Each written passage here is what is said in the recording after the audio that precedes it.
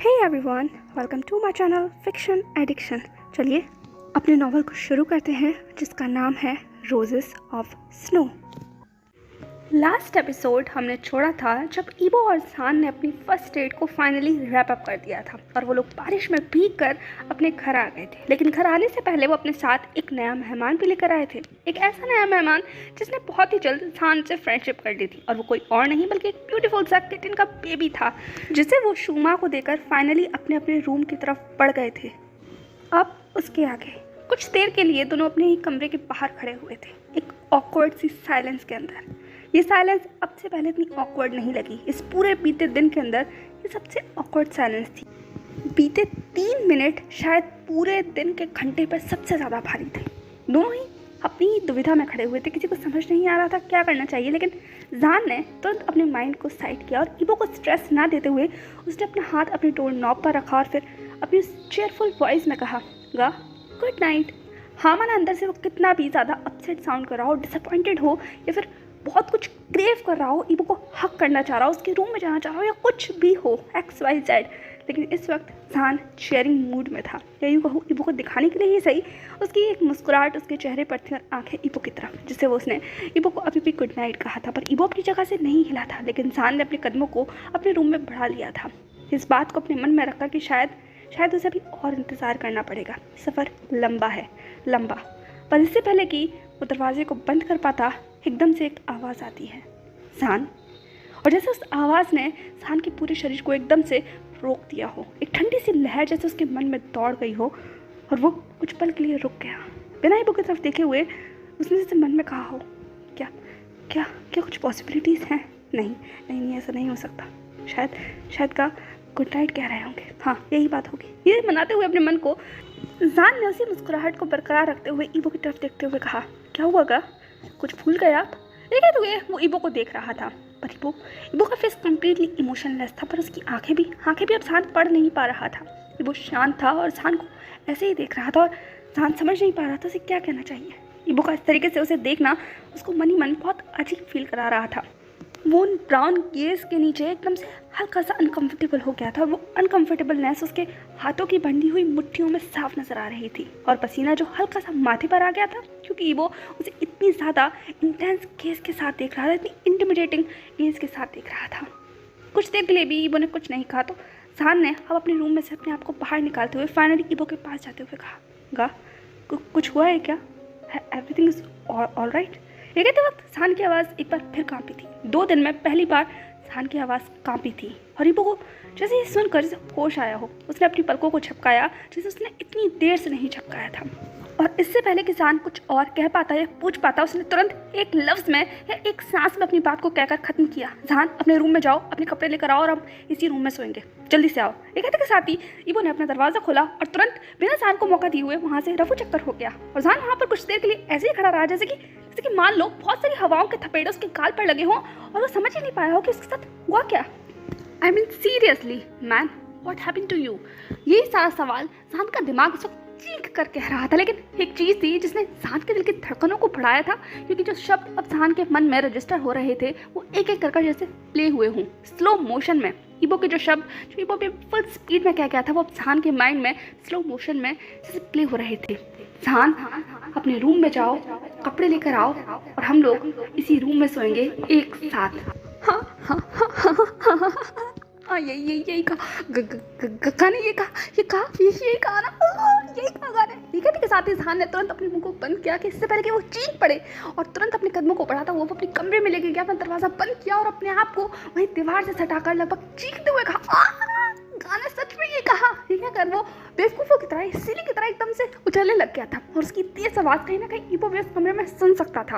और ये आवाज़ सुनकर उसके फेस पर भी एक हल्की सी मुस्कुराहट आ गई। वो भी अपने कमरे में बिल्कुल ऐसे ही खड़ा था जब तक उसने जान के कदमों की भागती हुई आवाज़ नहीं सुनी और जान की चिल्लाने की आवाज़।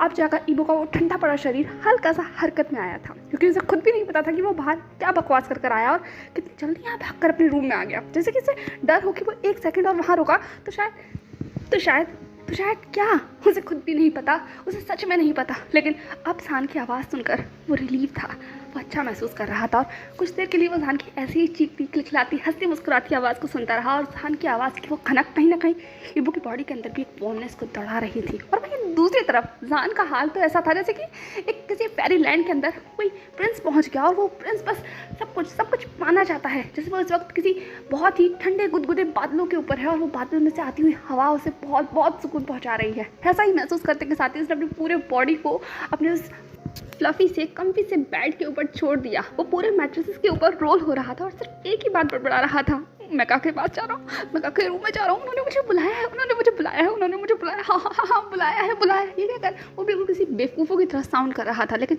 हु कैर्स, जहान तो इस वक्त 7वें नहीं 9वें आसमान पर था, अगर ऐसा कोई आसमान होता है तो। जैसे ही उसकी नज़र रोल होते होते अपने साइड स्टैंड के ऊपर पड़े हुए उस फोटोग्राफ के ऊपर पड़ी जो उनके वेडिंग की थी, एकदम से जहान रुक गया। उसने अपने आप को स्टेबल किया और उस फोटोग्राफ को अपने हाथ में उठाकर देखने लगा। यह उनके वेडिंग का दिन था। बहुत ऑकवर्ड सा जहान और इबो एक बहुत ही अलग सी पोजीशन में खड़े हुए हैं। दोनों के फेस के ऊपर कोई इमोशन नहीं है, लेकिन एज सच जहान की निगाहें हमेशा की तरह इबो के ऊपर है, और इबो की निगाहें न जाने कहाँ, लेकिन वो दोनों पास हैं। हाँ, थोड़ी सी दूरी है उनके बीच में, लेकिन यही तो उस दिन था जिस दिन वो लोग एक रिश्ते में बंधे थे। और जहान इस फोटो को हमेशा अपने दिल के बहुत करीब रखता है, इसलिए जब भी वो सोता है या फिर जागता है वो हमेशा सबसे पहले इस फोटोग्राफ को देखता है। इस रूम में एक यही तो चीज़ है जो उसे इबो की लगती है, इबो के पास जैसी महसूस होती है, उसे यकीन दिलाती है कि इबो उसका है और वो भी एक दिन इबो को पा लेगा। हाँ, वो पा लेगा। और यही चीज़ उसकी आंखों में उसके लफ्ज़ों पर नज़र आ रही थी। उसने उस फोटो के ऊपर हल्के से अपने हाथों को फहराते हुए कहा, हमने कर लिया, हमने कर लिया। हाँ, एक स्टेप नहीं, 2 स्टेप, बस कुछ और दूरी और हम कर लेंगे का, हम कर लेंगे। और ये फोटोग्राफ बहुत जल्द बहुत खूबसूरत होगा, बिल्कुल वैसा जैसा मैं चाहता हूँ। एक ऐसा फ्यूचर जिसकी शुरुआत मैंने उस दिन से की थी, जिस दिन से मैंने आपको देखा था। का हमारा फ्यूचर जिसमें मैं और आप इतने दूर नहीं होंगे, जिसमें मेरी नज़रों के साथ साथ आपकी नज़रें भी सिर्फ मुझ पर होंगे, और हम लोग अपनी एक नई दुनिया की तरफ, एक नए फ्यूचर की तरफ कदम बढ़ाएंगे साथ में। का मैं आपका और आप मेरे, हम दोनों एक दूसरे के साथ। जहान, वो दिन ज़रूर आएगा, वो दिन ज़रूर आएगा। जहान को महसूस भी नहीं हुआ कि उसकी आंखों से कब आंसू लुढ़क कर उस फोटो फ्रेम के ऊपर गिर गए हैं। लेकिन ये कोई नई बात नहीं है। इस फोटो फ्रेम के ऊपर ना जाने जहान ने कितने सारे आंसुओं को गिराया होगा, लेकिन आज कुछ अलग है। तो वो है जहान का इमोशन, ये आंसू जो आज किसी गम के नहीं है, किसी डिसअपॉइंटमेंट के नहीं है, किसी यार्निंग के नहीं है। इनफैक्ट आज ये आंसू एक होप के हैं, एक ब्यूटीफुल फ्यूचर की होप के, जो जहान का मन कहता है कि वो एक दिन वो पालेगा। कुछ देर तक जहान उस फोटो को ऐसे ही देखता रहा, लेकिन अचानक से उसके माइंड में क्लिक हुआ, ओ शिट, गाने बुलाया था, मतलब गाने कहा था कि जल्दी आना है मुझे। और जहान, तुम सच में एक स्लीपी हेड हो। ये कहते के साथ ही उसने फोटोग्राफ को बहुत ही केयरफुल तरीके से वहीं साइड स्टैंड पर रखा था कि कहीं वो गिरकर टूट ना जाए। आखिरकार उसकी जान का टुकड़ा जो है। उसके बाद उसने तुरंत अपने आप को खड़ा किया, अपने वॉक इन क्लोजेट को खोला, सारे कपड़ों को इधर उधर करते हुए उसने फाइनली उन कपड़ों को चूज़ किया जिसे वो रात में पहनता है, वो फेवरेट उसका नाइट सूट, सिल्क वाइट। पर अचानक से जहान का मूड बन गया। उसने कहा, सिल्क वाइट, अगर कहा को वाइट कलर पसंद नहीं आया तो ना, वाइट नहीं, आज कुछ कलरफुल लेना चाहिए। एक कहते के साथ ही उसने उस नाइट सूट को बहुत ही बेदर्दी के साथ अपने बेड पर फेंक दिया। फिर और एक नाइट सूट निकाला जो कि इस बार रेड कलर का था। जहान ने रेड कलर का नाइट सूट अपने ऊपर लगाते हुए कहा, ये कैसा रहेगा? लेकिन एकदम से उसके दिमाग में घंटी बजी, नहीं जहान, अगर कहा ने कुछ गलत मतलब निकाल लिया तो कहीं ऐसा लगा कि मैं नहीं, रेड नाइट सूट ठीक नहीं है। ये कहते के साथ उसने वो रेड नाइट सूट भी साइड में बैठ के फेंक दिया। उसके बाद उसने ना जाने कितने सारे नाइट सूट को बाहर निकाला, लेकिन एक भी कलर उसकी पसंद का नहीं था। ग्रीन, पिंक, हाँ उसके पास पिंक कलर का नाइट सूट भी था, साथ ही skin colour, orange colour, purple colour. हाँ, जहान के पास सारे कलर्स के नाइट सूट थे, वो भी सिल्क के, इम्पोर्टेड सिल्क के। और नहीं सिर्फ नाइट सूट, उसके पास कपड़ों का भी अंबार था। गुची, शनेल, लुई विटॉन, न जाने कौन सी कंपनी के सारे कपड़े, बैग्स, ज्वेलरी, एक्सेसरीज, सब कुछ उस वॉक इन क्लोजेट के अंदर होता था। अगर मार्केट में आने से पहले ये सब कुछ जहान के वार्डरोब में आकर सज जाता था। लेकिन वो बात अलग थी कि जहान कभी भी इन सब चीज़ों की क्रेविंग नहीं करता था। ये चीज़ कभी नहीं चाहता था, कभी भी नहीं। उसे ईबो से सिर्फ एक चीज़ चाहिए थी और वो थी उसका साथ। इसीलिए जहान ने कभी इन चीज़ों को कोई वैल्यू नहीं रखी। हाँ, वो बात अलग है कि ये चीज़ भी जहान के करीब थी, क्योंकि एक यही चीज़ थी जो ईबो की तरफ से उसे इन 2 सालों में मिली थी। लेकिन जान ये नहीं चाहता था, इसीलिए उसने गिन चुनकर ही कुछ कपड़ों को पहना होगा रेगुलर बेसिस पर।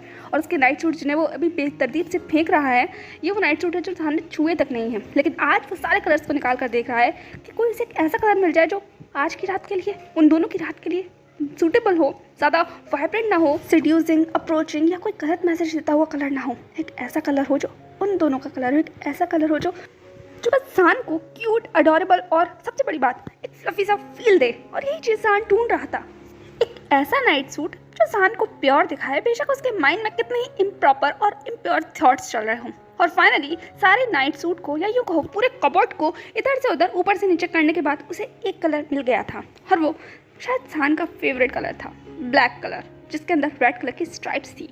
जान अपने आप को उस आईने में देखने लगा। उसने अपने आप में ही बड़बड़ाते हुए कहा, ब्लैक कलर। पहली बात, ये सीड्यूसिंग नहीं है, नहीं बिल्कुल नहीं। दूसरी बात, ये मेरे ऊपर सूट करता है, हाँ हमेशा से ब्लैक कलर मेरा फेवरेट है। तीसरी बात, इसमें मैं अलॉरिंग लग रहा हूँ, हैंडसम लग रहा हूँ। कुछ भी हो, सारे कलर एक तरफ और ब्लैक कलर और शाहजहान एक तरफ, दोनों जैसे मेरे लिए ही बने हैं। हाँ, that's the best, that's the beauty of black colour. यही तो मेरा चार्म है। Shah Jahan always the smartest one, the greatest one and the charming one, है ना। ये कहते के साथ उसने अपनी एक बड़ी सी स्माइल दी और अपने आप को मिरर में निहारते हुए उसने फाइनली विजल करता हुआ बाथरूम में गया ताकि एक अच्छा सा शावर ले सके। उसके अंदर से अच्छी सी स्मेल भी तो आनी चाहिए। फिर भी उसका मुस्कुराना और खुद में ही बड़बड़ाना अभी भी कायम था। जैसे ही 15 मिनट के बाद उसने अपना शावर कंप्लीट किया, अपने आप को मिरर में देखा और अपने बालों को एक बड़ी सी पोनी टेल या यूँ कहो एक मैसे से बन में कन्वर्ट कर फाइनली अपने आप को ऊपर से नीचे तक देखने के बाद उसने कहा, वेल डन। लेकिन अचानक से उसे कुछ मिसिंग लगा हो। उसने अपने आप को बहुत करीब से जाकर देखा और अपने गले में हाथ घुमाया हो। उसकी चेन, उसकी वेडिंग रिंग कहाँ है? ये ख्याल आते के साथ ही जान जैसे कांप गया हो। उसने वेडिंग रिंग तो अपने गले में ही पहनी थी ना, लेकिन अब वो यहाँ नहीं है। जान एकदम से हड़बड़ाता हुआ अपने सारे एक्सेसरीज को जैसे खंगालने लगा, अपने साइड ड्रॉवर्स को, अपने वॉकिंग क्लोजेट को, अपने ज्वेलरी बॉक्स को, बेड को, हर जगह, टेबल पर, हर जगह देख चुका था, लेकिन वो रिंग कहीं भी नहीं थी। और ये चीज़ जान की आँख में हल्के से आंसू देखे उसने कहा, नहीं मैं रिंग को घुमा नहीं सकता, नहीं मेरी रिंग कहाँ है? वेडिंग रिंग, जान रिंग कहाँ रखी तुमने? ये कहते के साथ ही जान खुद से ही पूछने लगा, लेकिन उसके पास जवाब था ही नहीं। उसे अच्छे से याद है कि लास्ट टाइम उसने वो रिंग जब देखी जब वो क्लब जा रहा था, हाँ उसने ज्वेलरी के साथ उन्हें पहना था, लेकिन उसके बाद कहाँ गई? उसके बाद वो ईबो के साथ चला गया और उसके बाद इतना सब कुछ हो गया कि जान को याद ही नहीं रहा। लेकिन अब उसे वो रिंग चाहिए थी, वो रिंग उसकी जान है, एक वही तो चीज़ है जो ईबो की है उसके पास, लेकिन अब वो नहीं है। एकदम से उससे ख्याल आया कि शायद ईबो के पास हो या उसे कुछ पता हो। ये सोचते के साथ जान तुरंत अपने रूम से बाहर निकला और बिना ईबो की डोर पर नॉक करे हुए उसने सीधा दरवाज़ा खोला और हड़बड़ाती हुई आवाज़ में कहा, गा क्या आपने?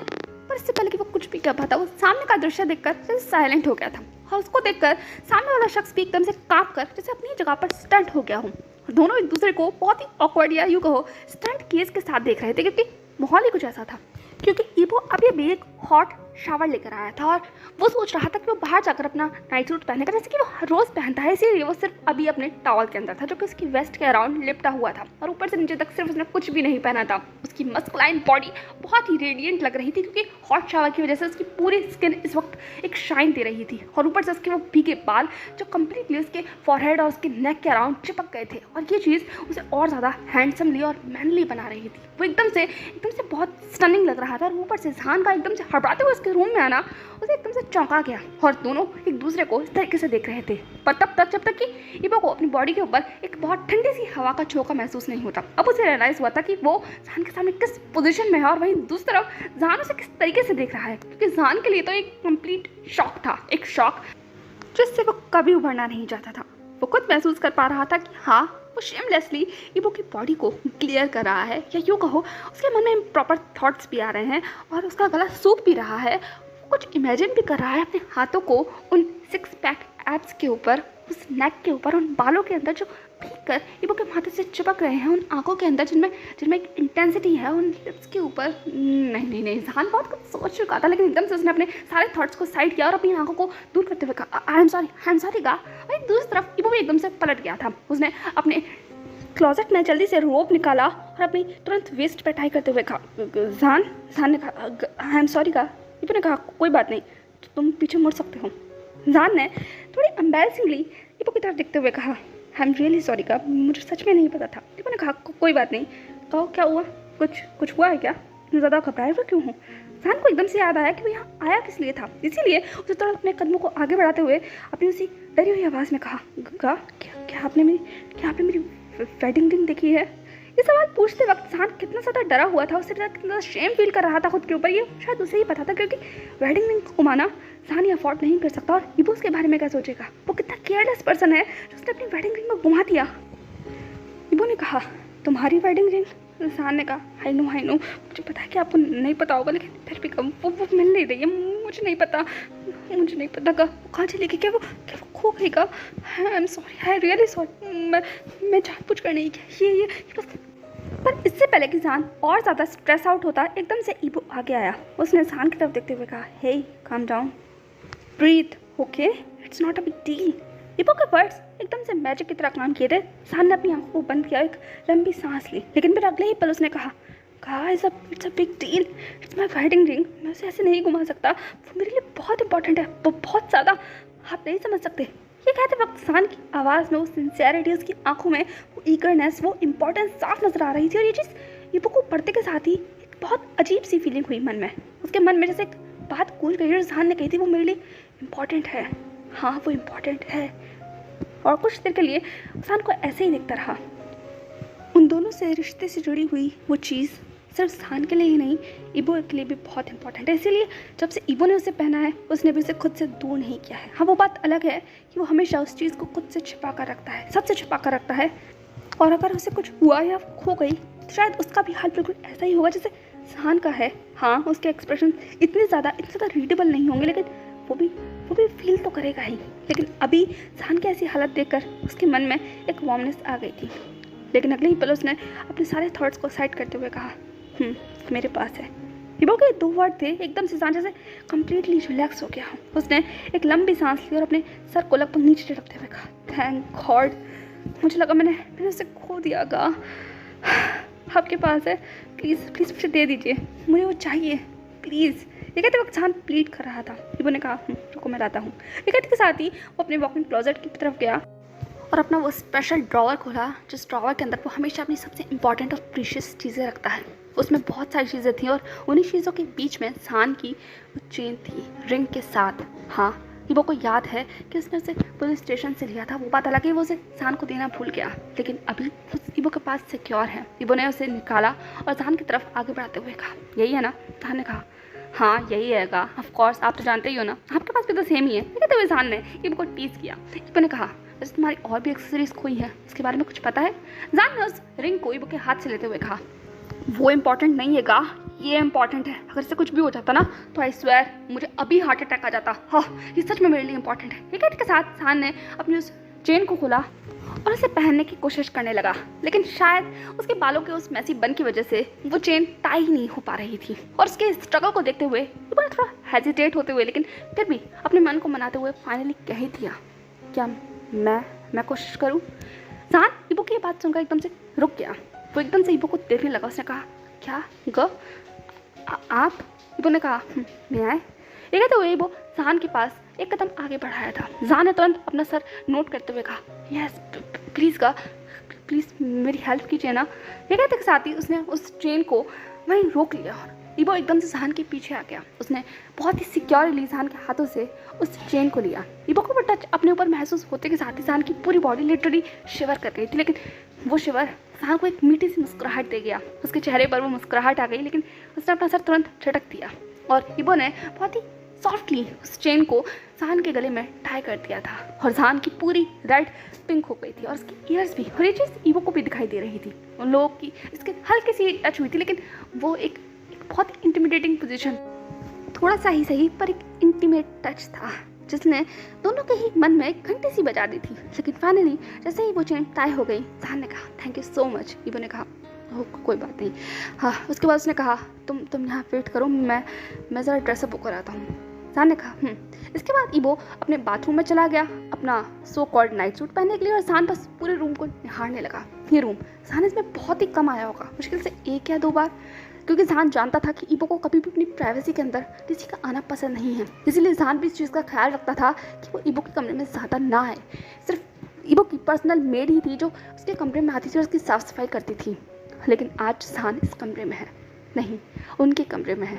आज से शायद उसका भी ये रूम होगा। ये सारे ख्यालात सोचकर जान बस रूम को देख ही रहा था, तभी डोर खुलता है और वो बाथरूम से बाहर आ जाता है। उसने बहुत ही ब्यूटीफुल, बिल्कुल उसकी पर्सनैलिटी की तरह व्हाइट कलर का नाइट सूट पहना हुआ था। अब फिर वो दोनों व्हाइट और ब्लैक के कॉम्बिनेशन में थे और ये चीज़ देखकर जान के फेस पर भी मुस्कुराहट आ ही गई। उसने कहा, गा हम वापस मैच कर रहे हैं। आज सुबह से लेकर अब तक हम शायद काफ़ी बार ट्यूनिंग कर चुके हैं। हाँ, ग्रेट चॉइस। जान ये सारी बड़बड़ कर तो रहा था, लेकिन उसे खुद पता था कि उसका दिल कितनी तेज़ी के साथ धड़क रहा है, क्योंकि अब वो टाइम है जब वो लोग शायद बेड शेयर करेंगे। यही चीज़ उसकी आंखों में नजर आ रही थी और शब्द भी हल्के से कपकपा रहे थे और ये चीज़ कहीं ना कहीं इबो ने भी महसूस कर ली थी। उसने भी अपने कदमों को हल्का सा आगे बढ़ाया, क्योंकि कहीं ना कहीं उसे भी एक ऑकवर्डनेस, अनकंफर्टेबलनेस लग रही थी। लेकिन अभी अगर इबो ने नहीं किया तो वो कभी भी एक कदम उठा नहीं पाएगा। इसीलिए उसने सारे थॉट्स को अपने साइड किया और जान की तरफ देखते हुए कहा, या ठीक कहा तुमने। एक कहते के साथ ही वो आगे बढ़ गया और अपने बेड के साइड आ गया। उसने उस बेड की तरफ देखा और फिर जान की तरफ देखा जो उसके रूम में खड़ा हुआ था, ऑकवर्ड सी पोजीशन में। फिर उसके बाद उसने कहा, तुम कोई स्पेसिफिक साइड में सोते हो? जान ने कहा, क्या? जान को तो ऐसा लग रहा था कि वो अभी उससे कहेगा कि जाकर तुम काउच पर सो जाओ और मैं बेड पर सोऊंगा, या फिर मैं काउच पर सोता हूँ तुम बेड पर सो।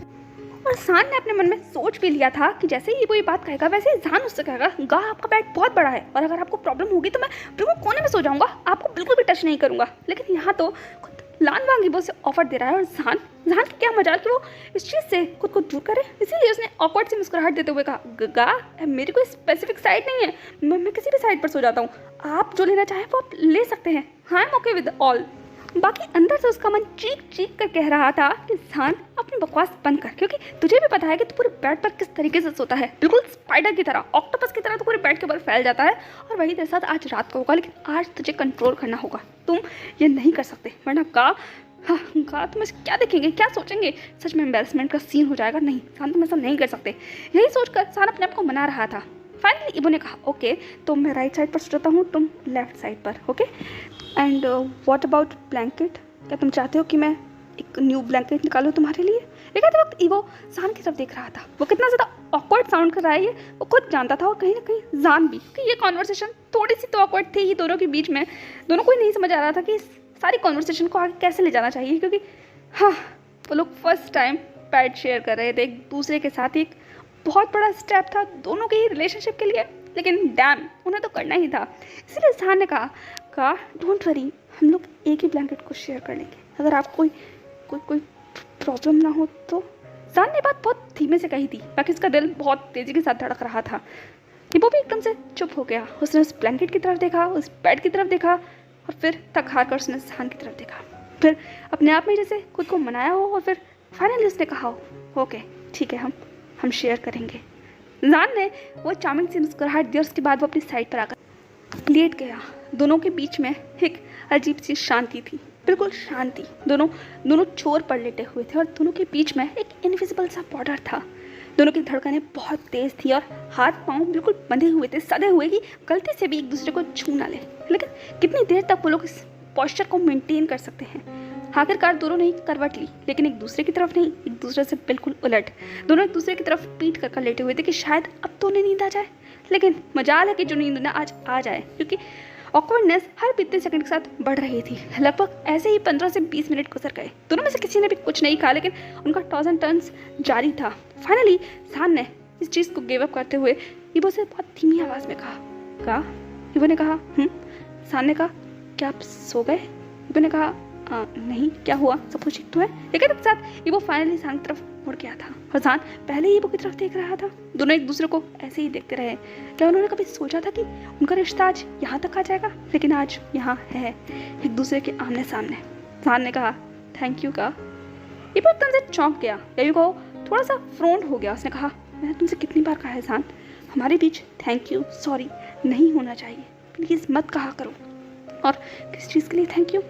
जान ने सिर्फ इबो की आंखों में देखते हुए कहा, सब चीज़ के लिए, एवरीथिंग, जो कुछ भी आपने किया। I appreciate each and everything, and this is so big. I know आपके लिए आसान नहीं था, लेकिन thank you so very much. आज कहने दीजिए, आज के बाद फिर नहीं कहूँगा, लेकिन आज सच में thank you from the bottom of my heart.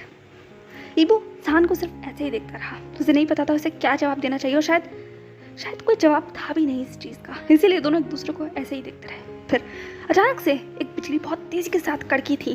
जहान ने वही विंडो की तरफ देखते हुए कहा, शायद मौसम खराब है का, लगता है बारिश फिर शुरू होने वाली है। ईबो ने कहा और अब हमें सो जाना चाहिए, बहुत रात हो रही है। जहान ने कहा गुड नाइट। ये कहते के साथ उसने फाइनली ईबो को गुड नाइट किया और अपनी आंखों को बंद कर लिया। ईबो ने भी अपनी आंखों को बंद कर लिया। कुछ समय ऐसे ही गुजरा होगा और शायद ईबो सो भी चुका था। ये जहान सोच रहा था, लेकिन सच्चाई तो बिल्कुल अलग थी, क्योंकि ईबो सिर्फ अपनी आंखें बंद कर सिर्फ सोने की कोशिश कर रहा था। वहीं दूसरी तरफ आवाज़ बारिश की और ज़्यादा तेज़ हो गई थी, बिजलियाँ और तेज़ी के साथ कड़क रही थी और वो चीज़ जहान को अपने बेड से साफ नजर आ रही थी। उसने एक नज़र उस कड़कती हुई बिजली की तरफ देखा और फिर ईबो की तरफ और अपने मन में कहा, जहान सो जा प्लीज़ सो जा। हाँ, पर मुझे नींद क्यों नहीं आ रही। ये कहते के साथ उसने फिर करवट ली, कभी इधर तो कभी उधर। वो जानता था कि वो इस चीज़ में ईबो को परेशान कर रहा होगा, लेकिन वो खुद की हेल्प नहीं कर सकता था, क्योंकि उसे एक ऑकवर्डनेस हो रही थी। पहला तो ये बारिश उसे डिस्टर्ब कर रही थी, दूसरा ये रूम उसके लिए नया है, तीसरा ईबो का उसके इतने पास होना, चौथा उसके मन में बहुत सारे ख्यालात चल रहे थे, पांचवा उसका ये दिल ये शांत होने का नाम ही नहीं ले रहा था, और ये अंधेरा रूम का सब कुछ जैसे ट्रिगर कर रहा हो। इसीलिए वो बस टॉस एंड टर्न्स कर रहा था और ये करते करते उसे लगभग 1 घंटा गुजर गया। पर अचानक से एक डीप और डार्क आवाज़ जहान को सुनाई देती है। उस आवाज़ ने कहा, जहान। वो ईबो की आवाज़ थी और जैसे ही जहान ने सुना उसने कहा ईबो ने कहा, क्या तुम्हें नींद नहीं आ रही। जहान ने कहा, मुझे लगा था आप सो गए हैं। हाँ, आई एम सॉरी कि मैंने आपकी नींद को डिस्टर्ब कर दिया। लेकिन तब जहान बहुत हेजिटेटली ईबो की तरफ देख रहा था, पर ईबो ने अपनी आंखों को खोला और जहान की तरफ करवट लेते हुए कहा, तुमने मुझे डिस्टर्ब नहीं किया, मुझे भी नींद नहीं आ रही। क्या हुआ, कोई प्रॉब्लम है। जहान ने कहा, नहीं कहा कोई प्रॉब्लम नहीं है, वो बस बाहर का मौसम है ना, बस वो मुझे डिस्टर्ब कर रहा है थोड़ा सा, दैट्स ऑल। और ये रूम थोड़ा न्यू है ना मेरे लिए, बस यही बात है। लेकिन तो ये कहते वक्त जहान थोड़ा सा शटर कर रहा था और अपनी आंखों को चुरा रहा था, और ये चीज़ ईबो को बिल्कुल भी पसंद नहीं है। ईबो को कभी भी अच्छा नहीं लगता जब जहान इस तरीके से उसके सामने लड़खड़ाता है या फिर अपनी आंखों को उसे चुराता है। उसे हमेशा से जहान अपनी आंखों में आंखें डालते हुए बात करता हुआ चाहिए और बिल्कुल स्ट्रेट फॉरवर्ड चाहिए, जैसे कि वो पिछले 2 दिन में था। उसे ये जहान नहीं चाहिए, इसलिए उसने तुरंत जहान का हाथ पकड़ा और अपनी तरफ पुल कर लिया। एक पल में जहान उसकी एम्ब्रेस में था और जहान को ये देखते के साथ जैसे मेरी हार्ट अटैक आ गया हो। उसने ईबो की तरफ देखते हुए कहा, ईबो ने कहा, बस अपनी आंखें बंद करो और सोने की कोशिश करो, ओके ठीक है, चलो keep a good boy and close your eyes. कहते के साथ ही ईबो ने बिल्कुल उसी बच्चे की तरह जहान की आंखों को बंद किया, उसे अपने करीब किया और अपनी हाथों को बहुत ही प्रोटेक्टिवली उसकी वेस्ट के अराउंड रैप कर उसको अपने चेस्ट के ऊपर लगभग लिटा लिया था। और इस चीज़ ने जहान को एक ऐसा शॉक दिया था जिसने लगभग उसकी पूरी कायनात को रोक दिया था या हिला दिया था पूरी तरीके से। लेकिन अगले ही पल जहान ने अपना सर ईबो के चेस्ट के ऊपर रख लिया, पर उसकी आंखें अभी भी खुली हुई थी, क्योंकि वो यकीन करना चाहता था कि ये सब कुछ सच है, इसका कोई ड्रीम नहीं है। नो, ये रियलिटी है।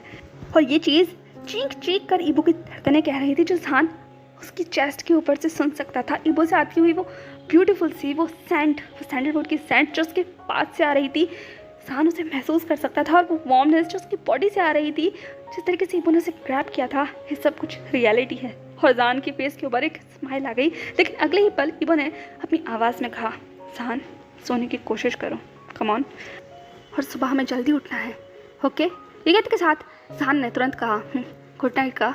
ईबो ने कहा गुड नाइट। इसके बाद जहान ने फाइनली अपना सर बहुत ही सिक्योरली और वार्मली ईबो की चेस्ट पर रख लिया और अपनी आंखों को बंद कर लिया और ईबो को बहुत ही टाइट हक कर लिया। उन दोनों ने एक दूसरे को ग्रैब कर लिया था और वो रात ऐसे ही गुजर गई एक दूसरे की एम्ब्रेस के अंदर। और शायद उन दोनों के ही उस तड़पते हुए दिल को आज सुकून मिला था, क्योंकि दोनों एक दूसरे के करीब थे, इतना करीब जिससे दूरी की अब शायद कोई गुंजाइश ही ना हो। और दोनों को ही इतने सालों में शायद पहली बार सुकून की नींद आई थी। और कहते हैं ना, अच्छा वक्त जल्दी गुजर जाता है, तो ये रात भी आखिरकार गुजर ही गई। एटलीस्ट ईबो के लिए तो सही, क्योंकि वो अपने ठीक टाइम से उठकर अपने ऑफिस जा चुका था और वही इंसान अभी भी घोड़े बेचकर सो रहा था कि रात का जो नशा था वो शायद अभी तक उसके सर से उतरा नहीं था। करीब में लगभग 10 बज चुके थे और जहान अभी तक सो रहा था। लेकिन जब तक उसका फ़ोन बहुत ही तेज़ी के साथ उसके कान के बगल में बजने नहीं लगा। वो फ़ोन की आवाज़ इतनी ज़्यादा तेज़ थी कि जहान लिटरली साथ में कर्ज कर रहा था। लेकिन फिर भी उसने अपनी उन्हीं बंद आंखों से अपना फ़ोन उठाया और अपने कान पर लगाते हुए कहा, कौन है। और सामने से एक चीखती हुई आवाज़ आती है, शाओ जहान, अगर तुम अभी के अभी नहीं उठे तो I will kick on your ass. Jahan ने कहा, who the hell are you. उसने कहा, मैं हूँ जू चैंग। खान ने कहा कि तुम जब भी मुझे फ़ोन करते हो तुम ऐसी बकवास क्यों करते हो और तुम ही हमेशा सुबह मुझे क्यों कॉल करते हो। सूचैंग ने कहा सीरियसली मैं भी यही सोच रहा हूँ कि मैं हमेशा तुम्हें क्यों कॉल करता हूँ, लेकिन लेजी हेड अब उठ जाओ। सन ने मुंह बनाते हुए कहा पर क्यों। हाँ, सूचैंग ने कहा लगता है तुम भूल गए हो, पूरी तरीके से भूल गए हो कि कल हम लोगों की फेयरवेल पार्टी है। क्या तुम्हें याद है कि कल हमारा बॉल फंक्शन है जिसके लिए हम लोगों को ड्रेस भी खरीदनी है, या फिर तुम पहले ही सब कुछ सेटल कर चुके हो अपनी डेट भी। जैसे ही जहान ने सुना वो एकदम से फुदक कर अपने बेड से उठ गया। उसने कहा क्या। सूचैंग ने कहा फाइनली तुम्हें थोड़ी सी अकल आई। हाँ, मैंने तुम्हें सिर्फ कॉल दिया था अलार्म बजाने के लिए, बाकी आगे जो तुम्हें करना हो वो तुम कर सकते हो। तुम्हारा बेड अभी भी तुम्हें बुला रहा है, मन करे तो सो जाओ और मन करे तो कल भी पूरे दिन सोते ही रहना। Bye bye. ये कहते के साथ ही सूचैंग ने फोन काट दिया। तो वहीं जहान अपनी खुली आंखों से सिर्फ एक ही शब्द पढ़ रहा था, माय गॉड मेरी डेट। सो हे एवरीवन, कैसा लगा आपको हमारे ब्यूटीफुल और रोमांटिक सा चैप्टर। आपको फील हुआ जहान और ईबो का जो हेजिटेशन था उनकी फर्स्ट नाइट फर्स्ट बेड को शेयर करना, हर चीज़ उस एंगल पर नहीं होती, कोई कोई चीज़ इनोसेंट भी होती है, जैसे हमारे जहान और ईबो हैं। इस नॉवल में सच में दोनों बहुत इनोसेंट है और उन लोगों की इनोसेंस मुझे सच में मुझे बहुत बहुत गुड फील कराती है। क्या आप लोगों को भी फील कराती है? खैर मुझे बताइएगा कि आपको आज का चैप्टर कैसा लगा, कहीं मैंने आपको बोर तो नहीं किया। वैसे कल मैंने भी ये सवाल पूछा था लेकिन बहुत सारे लोगों ने मुझे बहुत पॉजिटिव रिस्पॉन्स दिया, तो सभी लोगों को बहुत बहुत थैंक यू। और कुछ कंप्लेन भी कर रहे थे कि मैं उनके कमेंट्स का रिप्लाई नहीं करती, तो I am really sorry guys.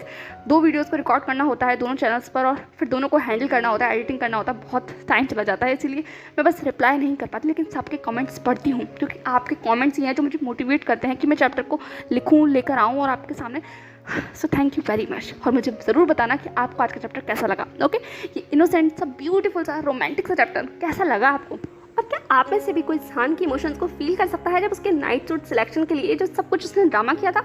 जहान ने ड्रामा नहीं किया था, ऐसा होता है कभी भी। अपने क्रश या अपने लव वंस के पास जाने से पहले हम लोग अपने आप को ऊपर से नीचे तक ऐसे ही देखते हैं कि कोई भी चीज़ इधर से उधर ना हो जाए, और हमारा जहान कुछ ज़्यादा नहीं कर रहा था, है ना? आपको क्या लगता है बताइएगा मुझे।